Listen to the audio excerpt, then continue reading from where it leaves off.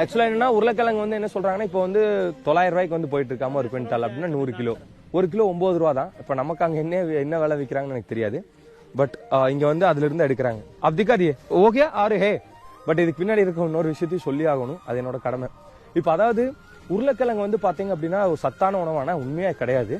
ஆனா இது எப்படி இவ்வளவு ஆக்கிரமிச்சிருக்கு அப்படின்னு நீங்க வந்து நார்த் இந்தியால பாத்தீங்கன்னா எந்த இடத்துக்கு போனாலும் சரி, எஸ்பெஷலி இப்போ மேல இருந்தே நான் சொல்றேன், காஷ்மீர், ஜம்மு, பஞ்சாப், டேராடூன், இப்போ யூபி, நான் இதுக்கு முன்னாடி போன ராஜஸ்தானா இருக்கட்டும் சரி, இல்ல குஜராத்தா இருக்கட்டும் சரி, எல்லா இடத்துலயுமே வந்து பாத்தீங்கன்னா இந்த உருளைக்கிழங்கோட புழக்க வழக்கங்கள் ரொம்ப ஜாஸ்தி. நம்ம ஊர்லயும் இருக்கு. ஆனா கம்பேர் டு இங்க வந்து நம்ம கம்மி தான். இதெல்லாம் என்ன ஆயிடுச்சுன்னா நம்மளுடைய சத்தான தானியங்கள், அதாவது சிறுதானியங்கள்னு சொல்லிட்டாங்க.